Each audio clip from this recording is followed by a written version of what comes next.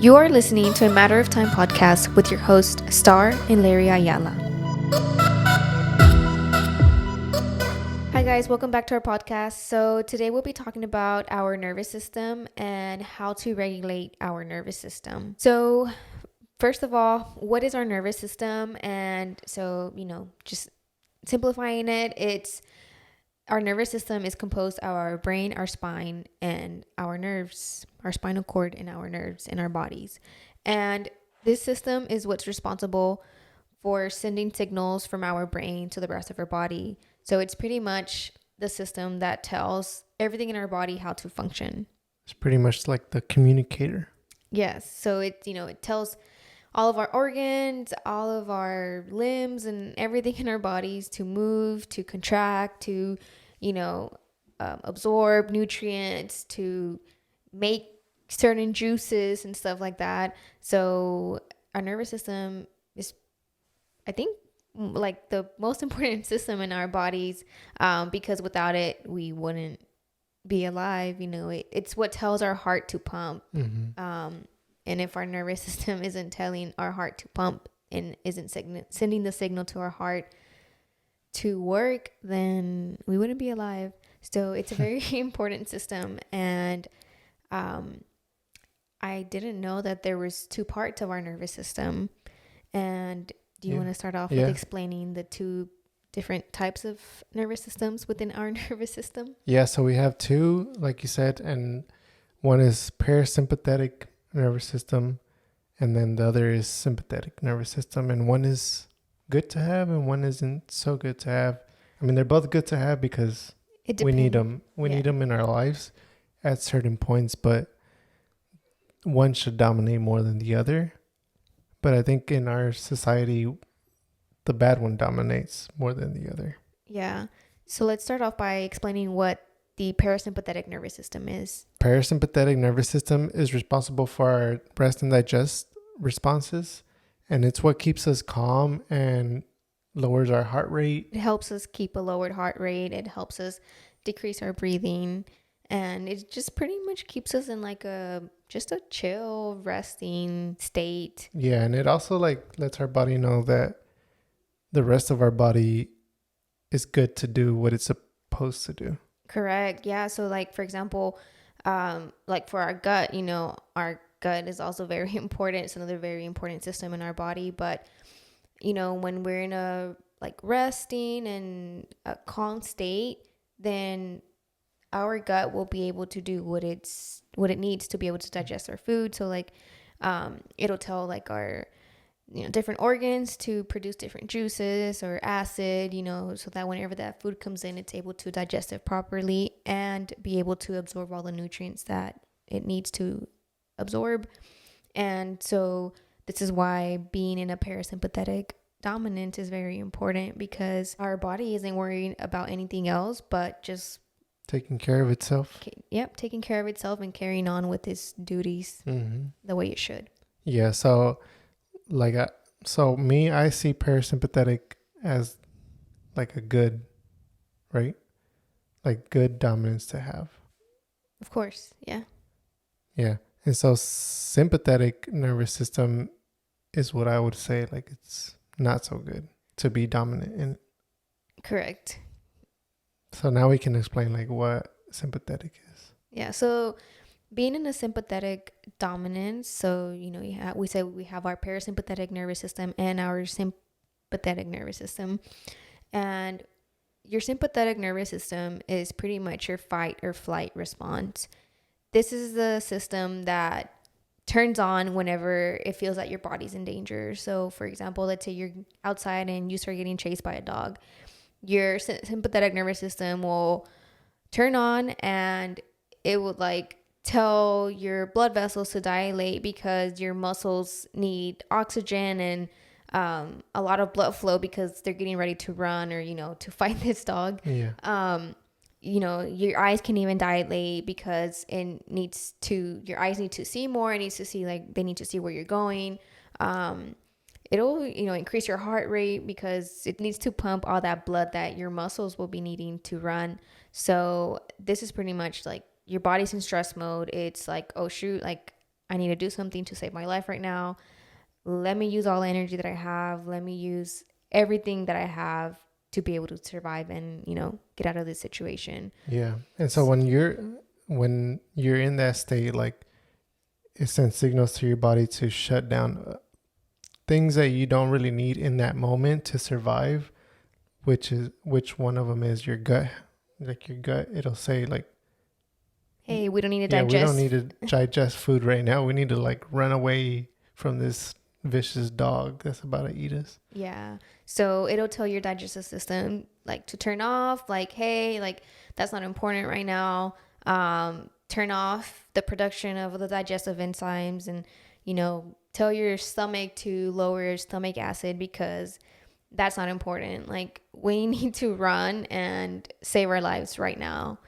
And so the crazy thing is that because of the type of lives we live nowadays, so many of us are living in a sympathetic dominance. Mm-hmm. And this is why, or it can be a reason why so many people have so much trouble with digestion nowadays. And, our bodies are pretty much our brain is telling our bodies hey, we have other things to worry about right now. We're trying to survive. Yeah. And what causes us to be in sympathetic dominance? What things can lead us to be in sympathetic dominance? I mean, there could be a number of things, but I mean, I guess the main thing that we as a society see nowadays is right on our hands, which is our phones. Our brains are just getting overstimulated, and I feel like there's just so much stress in our lives that we don't know how to handle and how to lower those stress levels. I think I'm a big example, but I'm not the best at dealing with stress. And that's actually something that I'm working on because I actually when I learned about this, I kind of realized oh shoot, I think I'm in a sympathetic dominant state. And there's different number of, like we said, there's different things that can cause us to be in a sympathetic dominance. But I think stress is the number one reason that'll lead us to be in sympathetic dominance. And, overstimulated brains, which comes from phones, all the screens, the TVs. Yeah. Also even a stressful household environment is also a way to turn on that sympathetic system. Yeah. Or growing up, if you have parents that are always yelling, those are things that just kind of trigger your body to react. It's kind of putting up a barrier because all you hear is your parents yelling. And so it's stressful on your body to always hear your parents yelling. And even though when we're young, we may not, understand it, or maybe even as older, as we get older, it's hard always having, family members arguing in front of you. It can get very stressful. You get tired of it. Yeah. Yeah. So the idea is for us to be parasympathetic dominant and getting out of sympathetic dominant, because a lot of us live in that state of sympathetic dominance where we always feel like we're in survival mode and we need to get out of a certain situation, or we're always on the go. Our phone is always ringing. We need to get things done in that moment, which is why that sympathetic system turns on and we're always trying to keep going and never stop. But that's not very good on our bodies. And we start seeing all these things like digestive problems and headaches and fatigue, anxiety. Yeah. And all these things come from being in that sympathetic dominance. And I guess, how can we switch from being sympathetic dominant to being parasympathetic? Yeah, for sure. So there's as well, there's also so many things that we can do. And I think one of the top things that we can do is start prioritizing sleep. And, sometimes it's hard because we're trying to get things done and we always end up sleeping late and waking up early, but we're watching a movie. We're trying to do too much. Yeah. That's actually another one, limiting screen time. Yeah. because our phones, all the lights, the bright lights from computers and our phones and TVs, like those lights stimulate our brains, and they overstimulate our brains actually. And yeah, it kind of, it strains out our eyes, and it kind of puts a stress on our body. Yeah.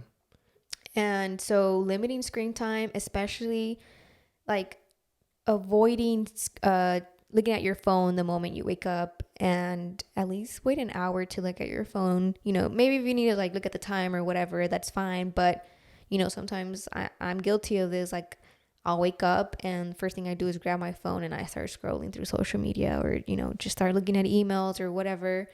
And instead of doing that, we can go outside and just look at the sun and expose our eyes to actual sunlight, which is actually really good for us to increase our melatonin, which affects the way we're able to sleep at night.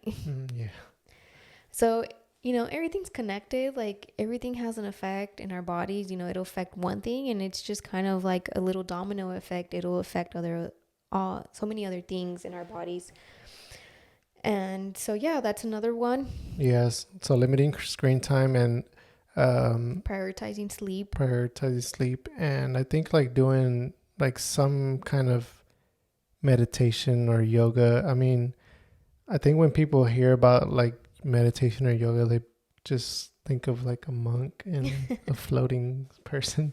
But I think like for me, it's just like sitting in silence and like just like clearing your mind. I guess that is yoga, but just like clearing your mind is not nothing crazy or nothing fancy where you're like going into a different dimension or something like that. But it's just like taking a moment to breathe and to just clear your mind from the whole day that you just had. Is kind of just a moment to decompress and let your body like come to that calming state. Yeah, I love that.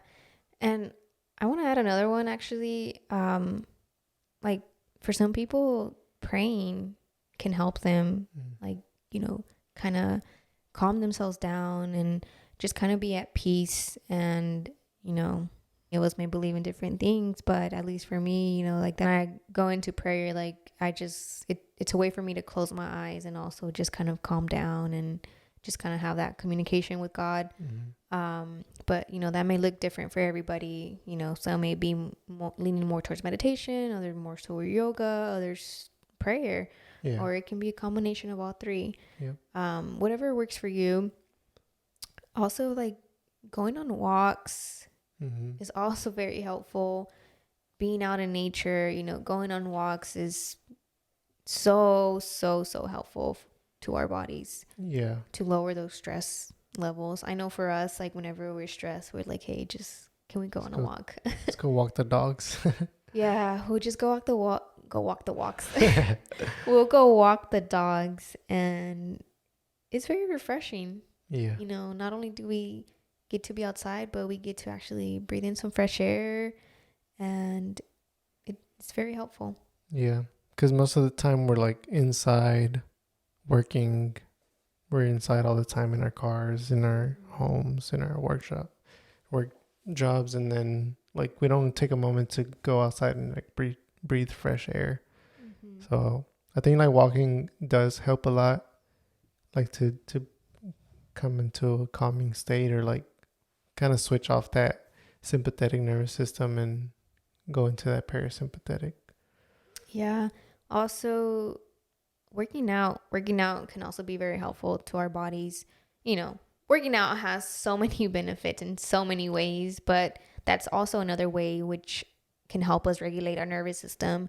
And not doing stressful exercise where it's like cardio and like, because that's also adding more stress to our bodies. But we don't want to add too much stress to our bodies when it's already in a very stressful state. So more weightlifting, or maybe it looks more stretching like too. Stretching. What else? I mean, that's a good list right there. And I think last thing, I think trying to create a routine sleep cycle, it's also very helpful. Yeah. Like trying to go to sleep around the same time every day and waking up at the same time, because if one day you're sleeping at 9 p.m. and waking up at 4 a.m. and the next day you're sleeping at 11 p.m. waking up at 4 a.m., like it just messes with your sleep cycle and put your body in stress. Yeah, and by like sleeping around the same time and waking up around the same time helps regulate your body's internal clock, and it definitely makes a difference because I've kind of created like a routine where I kind of wake up at the same time and try to go to sleep around the same time. And when I don't, like you do feel it I'm either really tired that day or like I'm just off that day.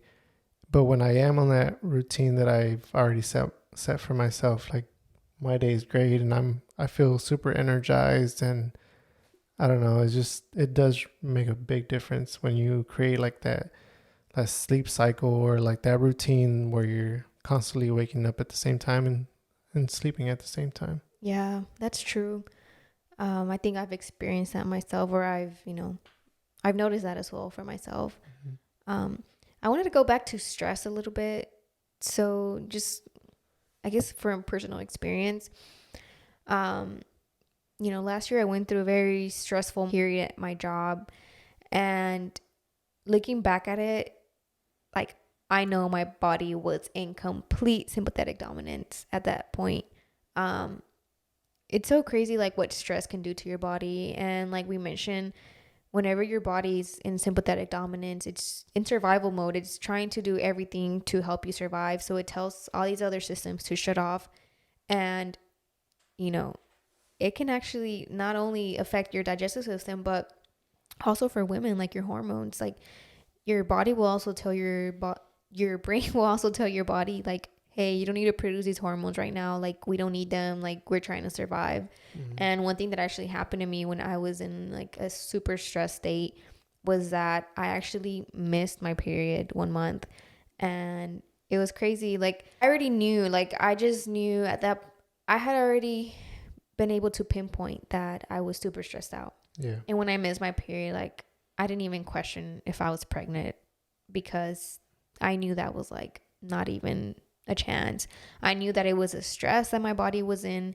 It pretty much like told my reproductive system, like, hey, like, this is not important right now. Like, we don't need to have a period. Like, we're trying to survive. And another thing was I lost a lot of weight. I don't know if you remember, but I got like super skinny, and I'm pretty sure it was because my body was telling I wasn't getting hungry. Like, the appetite wasn't there. And like whatever I was eating, I probably wasn't even absorbing the nutrients and everything that I needed to absorb the way I should. Right.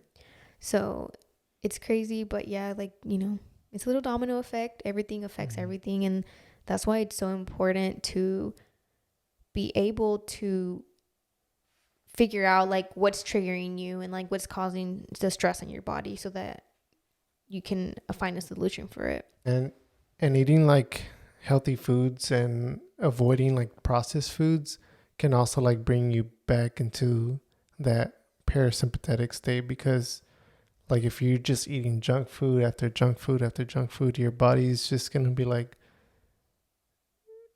it's already in stress mode and in survival mode, and then you're feeding it unhealthy stuff.